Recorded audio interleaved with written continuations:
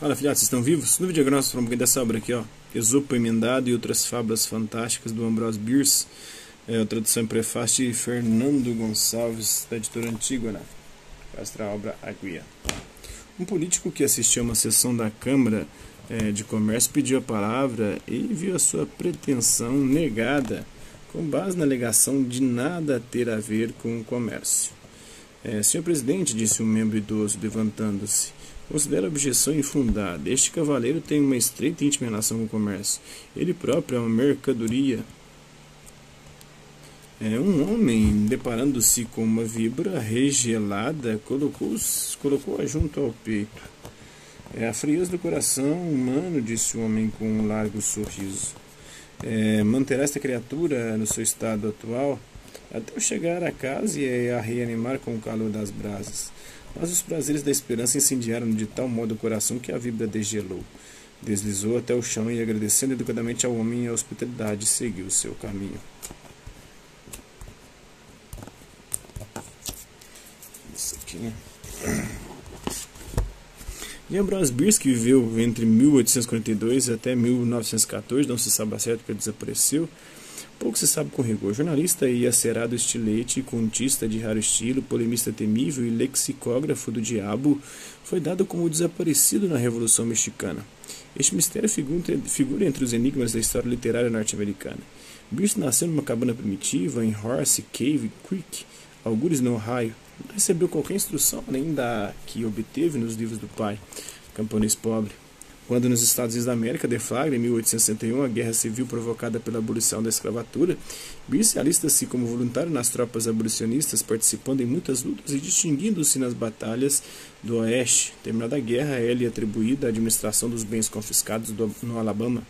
Em 1866, demite-se dessas funções, estabelece-se em São Francisco e enceta uma carreira de jornalista incorruptível.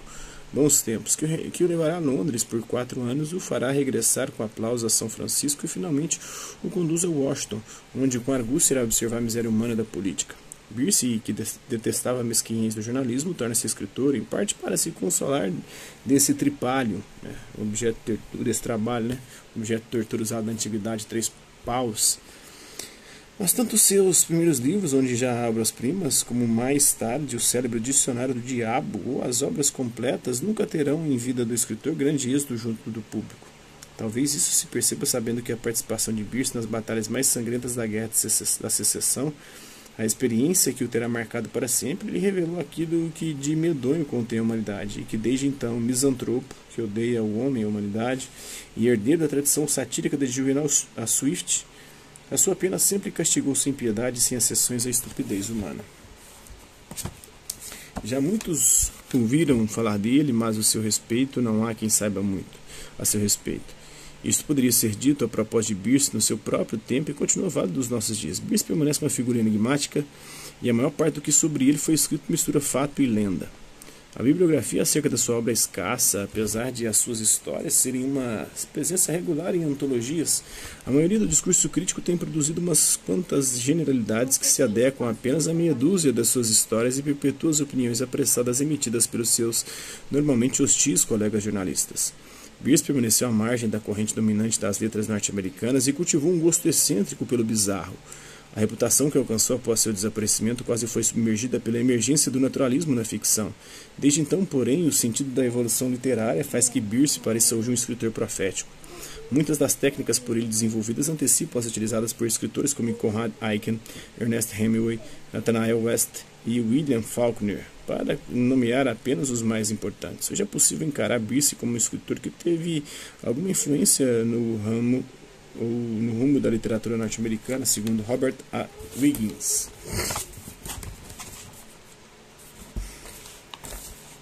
Vamos à obra em si agora, né? Acima de tudo, Bierce considerava-se um satirista na tradição clássica. Mas, mais uma vez, a sua voz juvenalesca não teve o eco que merecia, pois a sátira nos Estados Unidos era e continua a ser principalmente horaciana, mais branda, urbana e humorística. Voltaire e Swift são 2 nomes que se contam entre as suas principais influências neste domínio. Ao falar de sátira, convém lembrar que esta fazia parte da tradição da imprensa, sobretudo da de Londres, São Francisco e Nova York, mais ao serviço do sensacionalismo e da crítica do que da estética. Foram muitos aqueles que sentiram em fundo o ferrão da sátira birciana, desde políticos e altos funcionários públicos, advogados, jornalistas, médicos, agentes de seguros, padres, juízes, capitalistas, socialistas e outros, homens e mulheres. Os seus assuntos favoritos eram a corrupção, sobretudo política, a religião, sistemas educativos, judiciário e o feminismo, do qual era feroz adversário. Bierce não tem uma visão muito lisonjeira das mulheres. Antifeminista feroz, atacava sempre que podia mulheres jornalistas ou escritoras. Na sua ficção, as mulheres são sempre personagens bidimensionais, tendo por principal função realçar a superioridade dos homens, que elas acabam por trair.